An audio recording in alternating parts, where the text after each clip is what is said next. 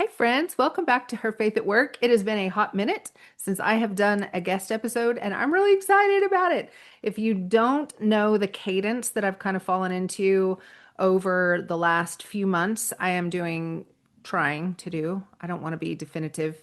Lord can move things around, but I'm doing three solo episodes and then one guest episode a month-ish.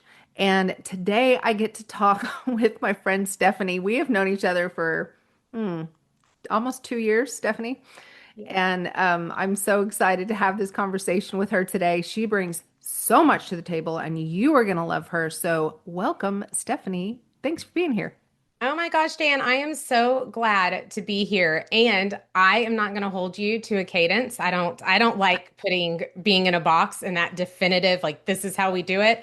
But I will say in binging and listening to your podcast, I like both. I like the guest conversations and then also just like the short, like, give it to me. This is the tactical things that I can go do a little bit later today. And so I've really enjoyed watching you grow. And we might talk about that a little bit later. But, Yeah. anyways, I'm excited to be here. Good. So glad. So, tell everybody about you because you do something that is really interesting, and you kind of have two arms to what you do. Yeah, that multifaceted, Uh-huh. Yep. I mean, multi-passionate. how many of us are raising our hand right now? We were just talking before I hit record that I have like 12. So Uh, it's it like, gets It's a list confusing. that never ends. I Yeah. just told, but before we started recording, I told Jan, I said, I think if I put anything else on my plate, my friends and my team and my family would tie me up and like put me in a closet and say no. Yeah. So I was in corporate America for almost 2 decades. And for the bulk of that, I did sales and sales leadership. So by the way, I hated sales. I thought it was a four-letter word for sure, so Uh-huh. slimy. Hmm. But out of college, I moved to the big city of New York and I was there a couple of years. And when I was moving back home, I was having trouble finding a job at the same level that I had been at. Mm. And somebody just said, Hey, I can get you a job at this organization in sales. And I thought, okay, they're going to pay me a base salary. I'll do it for 6 months and then I'm out. Hmm. And what happened in that first year was I made more money than I did 3 years working up the corporate ladder in Of New course. York City, of Yep. course. Yeah.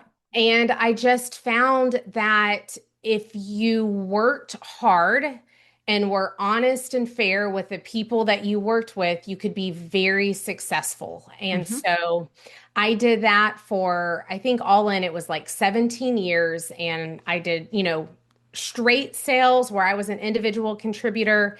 And then I would move into a sales leadership role, and then I would move into a sales strategy role, and I'd go back into, running a region. And it was really just sales leadership for a very long time. And then in 2019, I read the Bible cover to cover for the first time, and it just literally changed my life. That is amazing. Yeah. So we can go more down different avenues or whichever way we want to take it. But basically, in 2019, I read the Bible and God just opened up this entire world of now it seems just like, of course, you know this, Steph, but it was like I had no idea that my worth did not come from my boss or Mm. from my quota or from my performance. And then that turned into from my relationships, from my kids' performance, all those things. And once I learned where my worth came from and what reading scripture did in my own life, Mm. it made me just have this burning to get scripture in front of women because I Wow. believe with every bone in my body, and this is true for men and women, but I know it to be true for women because I've seen it. When we get our eyes on scripture and we let God reveal to us what he wants to, and then we start acting, everybody around us starts changing and we just have such an impact. And even if our circumstances don't change, we are creating impact in a different way that we've never been able to. So, about 4 years ago, I left corporate America and I have a coaching and consulting business. It's called GLS Coaching and Consulting, which stands for Growth, Leadership, and Sales. And that's really the bulk of the work that I'm doing. I'm still working with corporate professionals and we're working on leadership skill sets, like kind of like your podcast, like very tactical. Like, what are the steps to giving somebody feedback? Yeah. Like very in the weeds, tactical leadership, sales, consulting, and coaching. Like, how do you actually go out and do it when you're told no all day long? Right. And then I have an organization called Women Worship and Work, and the tagline is bringing biblical truth to real life. So, Mm. much like you, I think there's so many things that we know we should be doing. And the question is always, but how do I do it in my busy life? Like you don't have to sell me on the should. It's the how do I actually do it? Yep. Yep. I totally understand that. I think anybody in the entrepreneurial space for sure understands Yeah. that. But I don't think I know many people who would consider themselves not having to diversify attention in some way, whether you are working at home Mhm. with your family, whether you're working at home in a business, whether you're working outside the home with something, the should is a big deal. It I is a big mean, deal.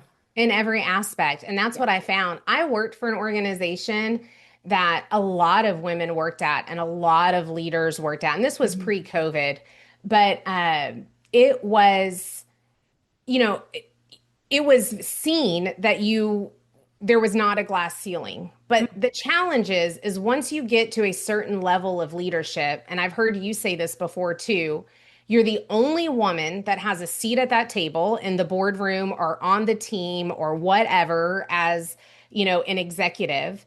And then depending on your season of life, you could be pumping during the lunch hour. You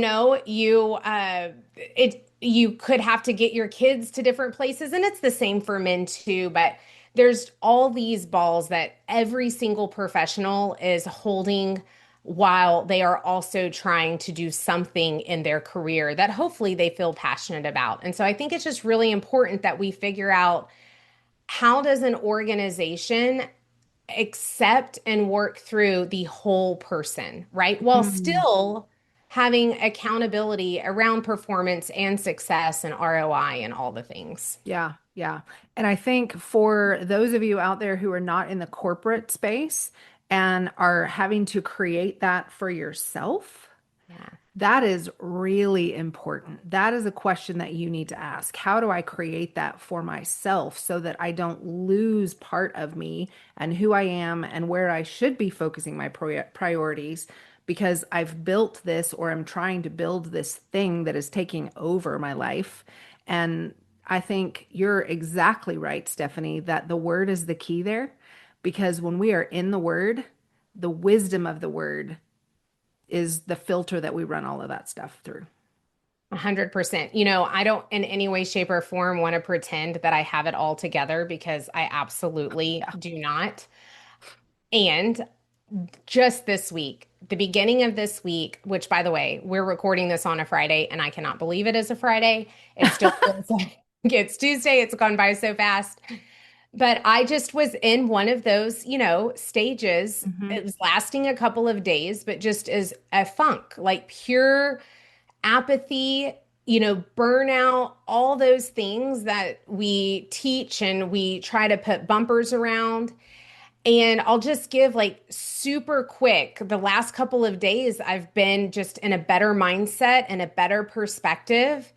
And I think there's really two things that I've done differently. Hmm. One, I started filtering it, even though I had 100 things to do, just for a couple of days. I quit looking at what was the most urgent and I looked at the ones that would bring me the most joy.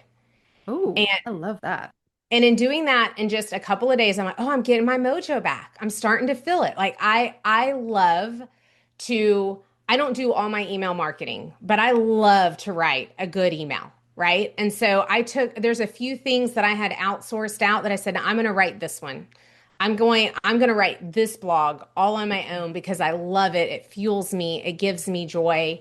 And then the other thing was actually just like practicing what the word says, right? Like, Mhm. though God tells us that he will stand in the gap for us. His word says that he will restore the time that the locust ate. So if Yeah. I'm pausing to go on a walk and talk with a friend and ministering and doing what Jesus has called us to do, and I'm living like Jesus, he's going to restore that time later. And he has. And the way I've seen him do it is that thing that I was dreading, that PowerPoint, that whatever, when I sit down to do it, all of a sudden the ideas are there Yeah. because I went on the walk and talk and I did the thing that brought me joy instead of dragged me down. I'm not sure this is where you wanted the conversation to go, but it's where it's gone. It is where it's gone. And you know what? That's one thing. If you are a newer listener to Her Faith at Work, you will know that I don't tend to script these things because the Holy Spirit always is going to have a better idea than I have.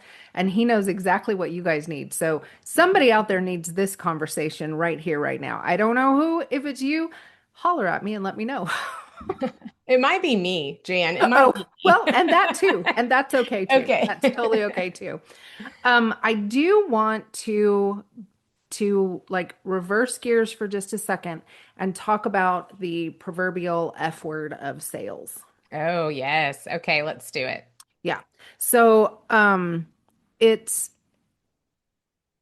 I think that um I'm not sure at what point sales got a bad rap. Maybe you know because you're in, the history of sales. You probably have taken classes on that and whatever. Um, but what comes to my mind is like the used car salesman analogy. And, Yeah. it's like smarmy and slimy. And then I was in network marketing for a really long time. And it's like, don't be a spammy pammy and, all of that. And so Gosh. sales just got a bad rap. And I hear it over and over and over again that people struggle with sales no matter what industry they're in, no matter what they're trying to sell. And the thing that is funny to me because I'm a galvanizer by nature. And Mhm. so for me, I just naturally if I'm passionate about something, I'm going to sell you on it because that's just Yeah. how the Lord made me. That's it. Um and so for me, it's like, what are you talking about? If you love something, you are going to sell it because you love it.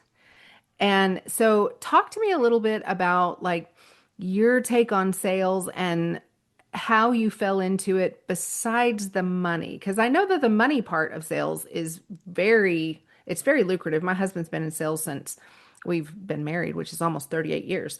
And so I know that selling things has money attached to it. But there are people like my husband genuinely loves sales. And I know that there's people that do. And so I think we can get there. We just need a Yeah. little help. Well, I think it will take a mind shift perspective, but let me first just say that even to this day, like let's pretend this was a sales call and you were a prospective client for me and we were having a conversation and you were to say yes, I would not thrive on the close of your yes. Mm, Now, most people that are salespeople like your husband probably would. I mean, I have a friend that to this day, oh, you get that yes and that signature, and it is yeah, like, it's a big it's like deal. Jesus, it's the second coming. Jesus is Yes. here, right? Yes. That's still not me, but so my excitement comes from the work that we're going to do together. And I would Mm, envision, I don't know your entire podcast listener grouping, but I would imagine most of your listeners are in the second boat like me that are like, yes, if I never had to sell a day in my life, but I could just like actually have the work that I wanted to do without a fight, that would be amazing, well, they right? want to help people. Yeah, they want to help They want people. to help people. I was going to get to the word help because that's the mind stuff, Yep. that's the perspective change that we need Hmm. to have. So I will just say most of the work I do today is not working in sales environments that I worked in where there was a big sales force because most of those organizations, they have the trainers, they have the models, they have the programs. Hmm. A lot of the work that I'm doing today are more like certain type of practitioners. Let's say somebody in a service industry or an accounting world are kind of like us, where a lot of what they're doing is actually doing the work, but they are also responsible for building a book of business and Yeah. building a clientele. Yeah. So I'm actually preparing for a session that I'm about to teach. It's around shifting your perspective on overcoming objections. Mm. And one of the analogies that we're using is that we can look at it as like we're trying to overcome, we're trying to sell, which means we're turning a radio volume, we're going up or down. And what I want us to really change is like, how do we get into the right frequency? Like, how do we just find the station, right, that we want Mm. to listen to and that we want to be a part of? It's So good. I don't know what it's like in your world, Jan, but in my world, I have a ton of things that my team and I are doing right, and we are doing great. And I have a ton of things that we are broken on. I have workflows that could be improved. I for sure know I am paying people to waste time sometimes because we're like recreating the wheel every Yeah. time. Yeah. And if somebody were to have a conversation with me and get to know my business a little bit more, probably even vendors that I'm already paying today, if they wouldn't just accept at what they got my initial yes for, Mm. and they would take a step back and learn a little bit more about the bigger perspective of my business, maybe not just my email marketing, but what is the goal of my email marketing? What am I trying to solve? And where's my holdup? And asking some second and third level questions. And they could actually come to the table with a solution that would solve my problem. Sign me up, I am in. Yeah.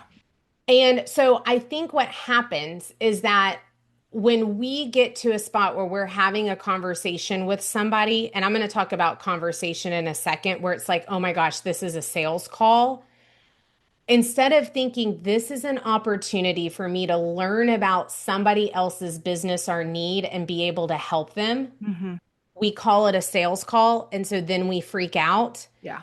That's where we've got to change that perspective that we're doing the work that we're doing because we truly believe that we have some opportunity in some way that we can help. Now, Hmm. I want to get a little bit tactical there because I know, well, one, you're very practical and tactical in your conversations, but I Yes, don't I want am. this to be one of those things where it's like, yes, we should do. I want to give a little bit of how, but Yeah. let me stop for a second because I've said a lot. So do you want to interrupt first or you want me to keep going? I need to acknowledge the fact that there are people on the spectrum, and I thank you for understanding that people are on the spectrum of where they land on the do I love sales, do I hate sales kind of thing. And I love the fact that you're going past the both ends thing and saying, no, no, no, let's boil this down to the common denominator of conversation with a human being and trying to figure out how we serve them. Because I don't care if you're on one end of the spectrum or the other, it boils down to that. You're serving another human. And I think that you're exactly right. When we shift our focus, then it all starts to fall in line. And so that I just think that's really important. Yeah, so I'll give you an example. So GLS stands for Growth, Leadership, Sales. The tagline is when you invest in your growth, you'll lead better and you'll sell more. Mm. One of the number one things that I work on with leaders actually comes from a model within a book called The Challenger Sale. So I'm taking leaders that are not necessarily in sales or salespeople, and I'm teaching them sales tactics. Why? Because one of my favorite quotes from John Maxwell is leadership is influence, Mm-hmm. nothing more, nothing less. By the way, to some degree, life is influence, nothing more or nothing less. Mm, And so, what we really need to get great at is thinking about what are tactics and tips and things that we can do to influence people better. yeah. Now, in the world of social media and email marketing and all those things, which by the way, if you go to Women Worship and Work, I post regularly on there. So I'm trying to grow a social media following ineffectively, actually. So please go follow at Women Worship and Work, please. Link But in the show notes. I'm showing up consistently. Yeah. Okay. I'm emailing every Wednesday.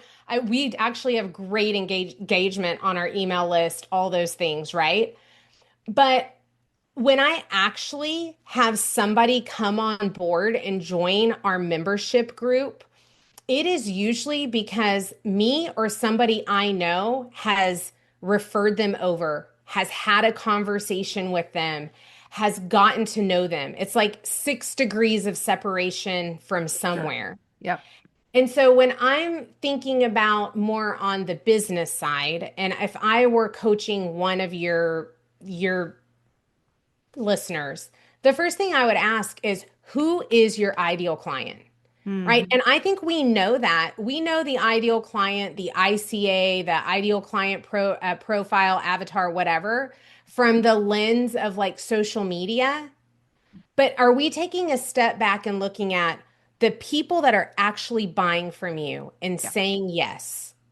Who are they? What are they doing? And where are they hanging out besides just online?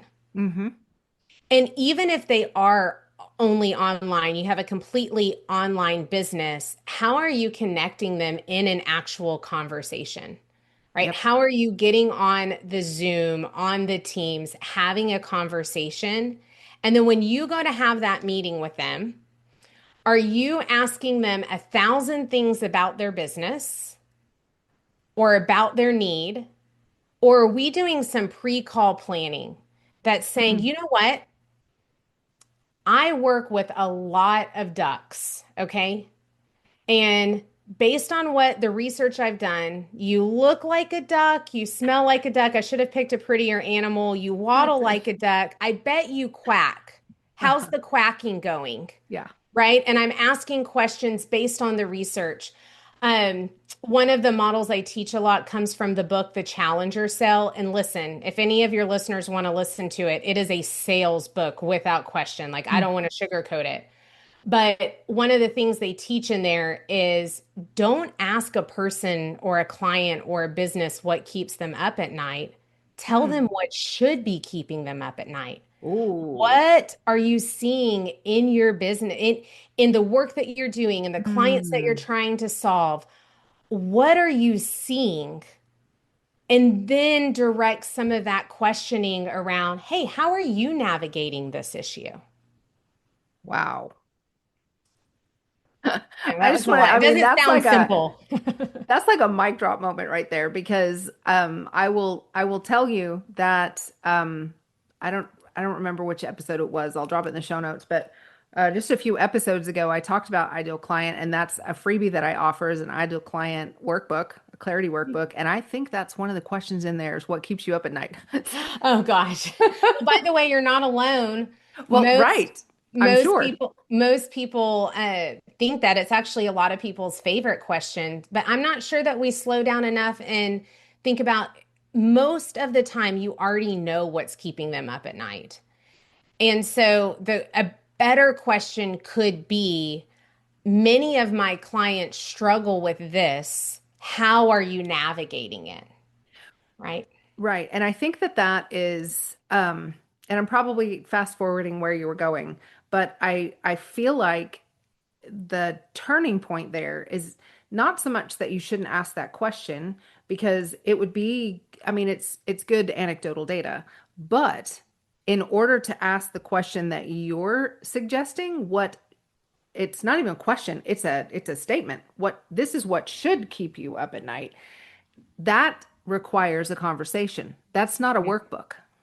Well, it's not a That's me workbook, talking it's to not you. a post, Yeah, it's not an email. right. It's let me let me get face to face with you in some way, shape, or form. Yeah, And there's only so much time that we have in our day, yeah. right? And so then if we're going to make time to get face to face with somebody, we need to make sure we've got the highest and best use of our time, that we're in front of the right prospective buyer, the right Mhm. person or company or opportunity that has That's a good. high likely to buy. And even if they don't, Hmm. we need to be quick to say no. We Yeah. need to be quick to say this is not the right fit or not the right time, or Hmm. whatever. One of my clients is a large national global organization, and they do work very like with high private net worth individuals. And I always tell them, I'm like, I'm not your ideal client, but oh, I can't wait till I am. Right? Like, I can't Yeah, wait till I make enough money that yeah. I'm like, I am your ideal client. And I think that's what we need to get good at, is really thinking Mhm. about, it's not everybody that can buy. Yeah. Who is the most likely to buy that we need to keep in our wide funnel? Hmm. And then who's like the highest and best use of our time? And those are the ones that we try to make Mm. connections with, interactions with, ask them for an opportunity to have a conversation with them, Yeah.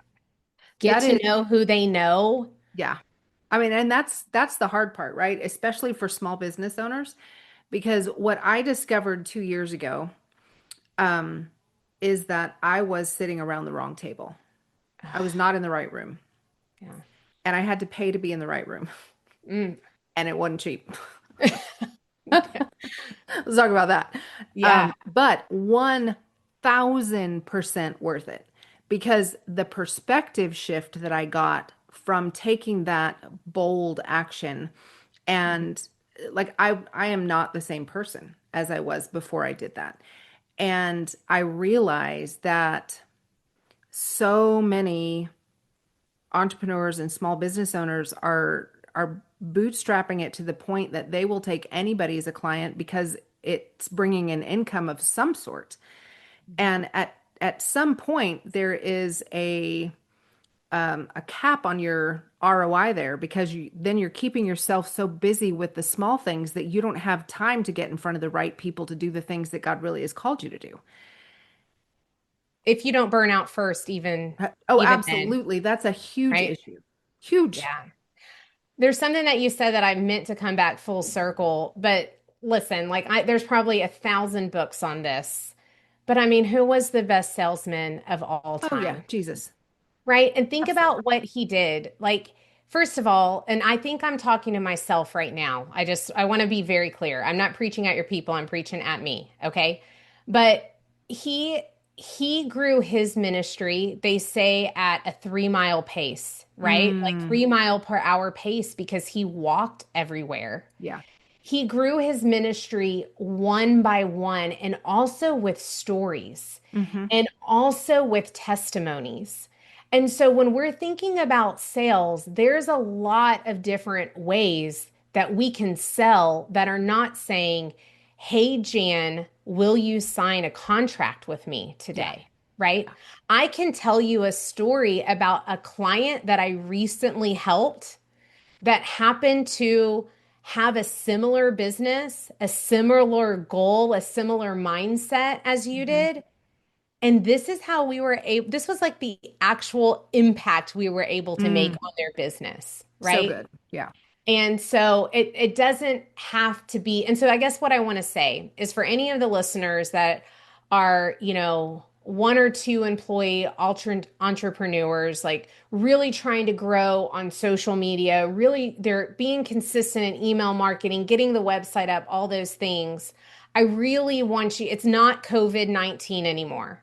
I Right. really want you to think about, where are you hanging out, Hmm. and having those individual connections and asking for the next step. Even if the next step is not a closed deal, it's a, Yeah. who else do you know? Where else are you hanging out with? Who else is in your network? There's a lot of different ways that we can grow our brand and grow our influence that is not asking somebody directly, will you do business with me? Which, by the way, I think that's an important thing. I think that we need to be confident in doing that, Hmm. right? Jesus did that too. He said, "Are you ready to be healed?" Yeah. Right? He said, like, go leave everything and follow me, which, by the way, there's a lot of context that sometimes is taught Yeah. differently about. That's not the only way to follow Jesus is sell everything that we own. Yeah. But so I'm not saying let's not ask the hard questions. Hmm. I'm just saying it's not all or nothing. It's that Mm. spectrum that you talked about. There's a lot of different ways that we can grow our influence and make the conversations more naturally, that when it's actually time to get to the asking, Yeah. it becomes a lot easier. Yeah. So good. So good. So if you had some practical tips for people today, because that's what I'm all about, I know. what would you say to them? They're like, yeah, give me the goods, Stephanie. Give Go me on. the goods. Okay. The first thing is I would get really great at asking open-ended questions. Okay. Jan, do you know the difference between an open-ended and a closed-ended question? Yes, I do. Okay. See, but I said, do you? So do you see what happened? I asked Jan, do you know the difference of an open-ended or closed-ended question? And she said, yes, I do. And that shut me up. She told me she's good. She's told me she's covered. There's nowhere else I could go. Hmm. If I would have asked Jan, what is the difference between an open-ended and a closed-ended question? Ding, Then ding. she would actually have to answer it in a Yep. way that would demonstrate if she knows it or not. Do you Yep. want me to put you on the spot? Oh no, I think you just sold it yourself. Yeah. Did you So, shut the person up or did you give them time to talk back? yeah, because a lot of times somebody will say, yes, I have it covered. No, I don't need that. Right. And And then if you're we done. just and if we just change, how are you navigating this? Hmm. What would you think about? Then all of a sudden they have to answer. This Yep. is how I'm navigating it. And you're like, oh, they've got it covered. Or they don't. And so then I can think about, okay, am I going to tell them a story or what's next? So that number one tip, by the way, in all aspects, in parenting and leading a team in everything, almost every single question can be open-ended. What, how, who, when, where they have to answer with details. But if you're asking questions that are close-ended, like do you, can you, will you, then that allows somebody to say yes or no really fast and just like shut the door. Yeah. Okay. Good. Good. Depending on personality types, asking more questions in general. Hmm. So a lot of times we go in with our pitch and what we do and how we do it and all the things. And even if you're a bold personality like me, I'm not scared to go ask for it, to ask for the business. But I would be much better served asking more questions about the business first, Yeah. right? But if you're more on the personality side that is a little bit more shy and reserved or introverted, asking really good questions allows you to get information you need without being abrasive. That's So, good. so one, I guess it's ask more questions. Two, make sure they're open-ended. And three, I would say get to know the decision makers and people that know the decision makers, right? Mm-hmm. So, like, you and I haven't sat and really talked about our client base, but I bet you and I, if I were to ask you for a 30-minute Zoom call and 15 minutes we talked about your clients, what you're looking for, your network, and 15 minutes we talked about mine, we probably would end with some way that we could help each other do something, Mm-hmm. right? So I would say get to know decision makers are people that know decision makers. Yep. And the last thing is always end with a next step. If I were to have that meeting with you that you and I just talked about, I would set the agenda up front. My goal is for us to have some opportunity where we can work together or help each other. So Mm. let's make sure we end this with a next step. When we're going to meet again, who I'm Mm. going to introduce you to, when I'm going to be able to show you the demo. The next step does not have to be your signing paperwork, but if it is a viable opportunity, either somebody in your network that knows decision makers or somebody that is a decision maker and you want to do business with them, close on a next step, whatever it Good. is. Really good. Oh my gosh. I love these. And I know that as an introvert, sometimes pieces of that are more difficult for me than they are for people who are not introverts. Um, but I know that it's something that is worth pushing through the hard Yeah. because what the reward at the end of that is so worth it. It's so worth it. Yeah. Can I read a Bible verse for you? Of course. Yes. Okay. One of my favorite words in the Bible is parousia, not parousia, which is like end times. It's parousia. Have you ever heard of it? I don't know. Maybe. Okay, this is what ChatGPT says about it. It says parousia is a spicy little Greek word that basically means bold, fearless speech. Ooh. So I want to read a Bible verse to you. Acts 4:13. When they saw the boldness, parousia, of Peter and John and perceived that they were uneducated common men, they were astonished. Hmm. And they recognized that they had been with Jesus. Ooh, that's good. And so I just really want to encourage, I know your listeners have a strong walk in their faith, and many of them are really trying to step out in their calling and also support their families, Hmm. right? Both need to be true. And I think many times we forget that when we're doing that, and I'm speaking for myself too. Like if my team, when my team listens to this, they'll probably ask me to they'll play this clip for me over and over and over again to remind myself.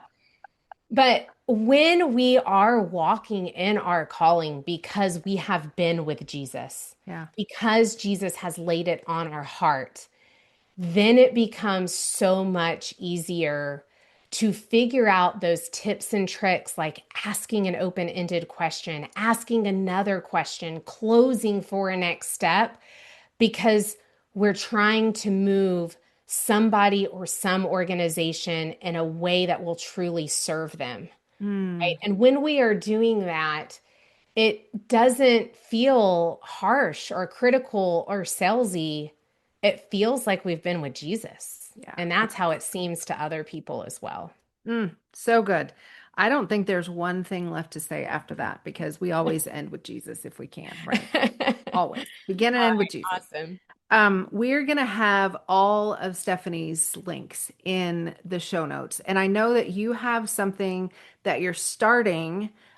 Probably it'll start the day this podcast drops, but I don't think that's too late if people are like, oh my gosh, I got to get in on this. So tell us about that really quick because that's really cool. Yeah, there's two things that I would love to share with you. Number one, I don't think anything replaces getting your own eyes on scripture. So, twice a year, we invite women to read the Bible with us in a group throughout the year. So, on October 1st, which I think is right when this is going to drop, we are kicking off the New Testament. And the link will be in the show notes. So you can go through it's Women Worship and Work Bible Reading Plan for Women. So you can go through, click on that link. If it's on or around October 1st, we're kicking off the New Testament.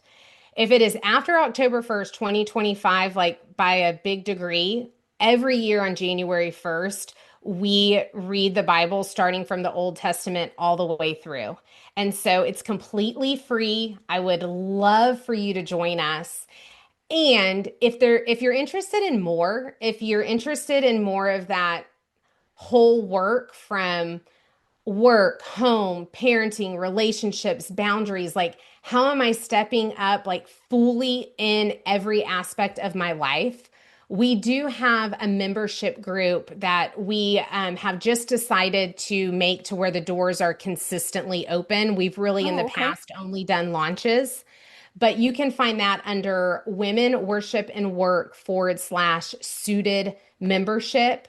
You can check it out in honor of conversations. I actually have a community engagement team member that will meet with you one-on-one if you want to know more about it. Because we are a community of women that connect. It is not a community where you go and hide. It is a community where anything is on the table, okay? From divorce to trauma Mm. to Jesus to work to sales to kids. Like it is, it's how we would hope church would be, Mm. right? It's a community of women wanting to step forward in their faith in every aspect. So, Mm. anyways, I would love for you guys to check it out. Love that. So all of those links are going to be in the show notes. Make sure that you go and follow Stephanie on all the places that are down in the show notes. And Stephanie, thank you so much for being here today. This has been an enlightening conversation for so many people and on so many levels. I'm sure I have notes on my trusty sticky pads. I have notes that I've taken. Why do I do this to myself? Why do I use Post-its? I Now don't they're know. Look, I have everywhere. a remarkable right here. Have you heard of one of My these? husband just bought one. Well, and so but I only halfway use it. That's the thing. This is why I'm an easy person to sell to. Does anyone consult on remarkables? Because I'll Yeah. probably buy from you. Yeah, but these get used all the time. Like All they're the everywhere. everywhere. Well, you know Everywhere. what? Just because I know you're online, I just look. I've got my right here. Okay, Okay. good. Excellent. And if you don't know what we're talking about, go watch YouTube. There you go. There you Because this was just a funny moment. But thank you so much for being here. I really appreciate you and everything that you bring to the table. And thank you for keeping the main thing, and getting people in the word, because I know that everything else is going to pass away someday, but the word stands forever. So thank you so much. Awesome.